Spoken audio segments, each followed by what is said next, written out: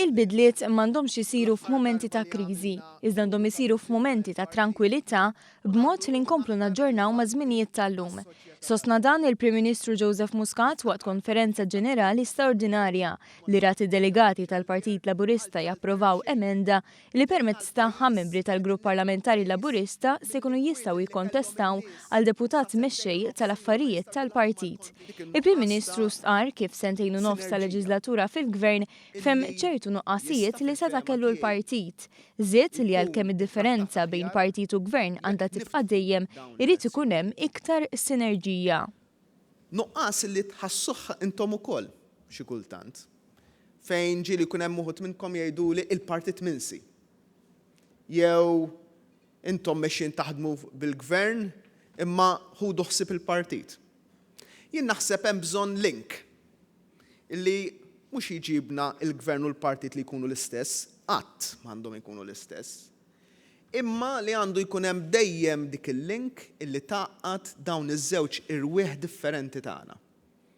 Joseph Muscat tenna li l-isfida tad-deputat mexxej il-ġdid hija din li jfassal struttura iktar moderna biex il-partit jibqa' l-iktar wieħed irrelevanti għal 10 snin li ġejjin. Imma nibnu struttura li tant kemm tkun modernista illi tkun struttura li taħseb għal futur qabel dak il-futur jasal għalina. Struttura ta' partit illi jifhem illi l-politika imbidlet u lillum il-ġurnata in-nies iħossuhom bħala moviment iktar milli jaħdmu fi struttura ta' partit tradizzjonali fil-waqt li nirrikonoxxu li għatfadal il-lok ta' strutturi tradizzjonali. Struttura ta' partit illi tabbraċċa is-social media. Il-fatt illi llum il-ġurnata rridu nikkomunikaw ferm aktar ma' nies illi mhux ħajitkellmu magħna, mhux ħajġu f'attivitajiet magħna, imma ħajjippruvaw jikkomunikaw b'mod ieħor. Strutturi moderni illi permezz tagħhom inkunu diġà aħna l-aktar partit politiku organizzat fil-pajjiż.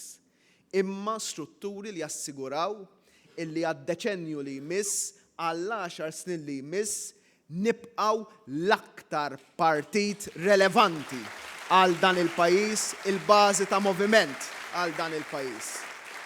Id-diskors tal-Prim Ministru kien iddominat mill-ħtieġa l-bidla u refera kif il-Gvern qiegħed jibdel ukoll il-pajjiż. Hawnhekk elenka numru ta' inizjattivi suċċess bħal bidliet fil-qasam soċjali u l-libertajiet ċivili.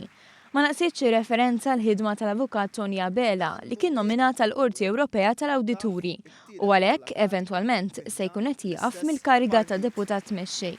Iddeskriva lil Abela bħala bniedem ta' integrità u onesta li jen lil partit jibqa' jirrispetta il-valuri tiegħu.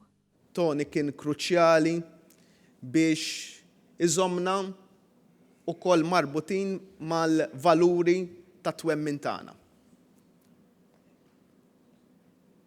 Nemmen illi dawn il-valuri, il-klim ta' Tony, ħajkun qiegħed jibqa' jkun ta' ispirazzjoni.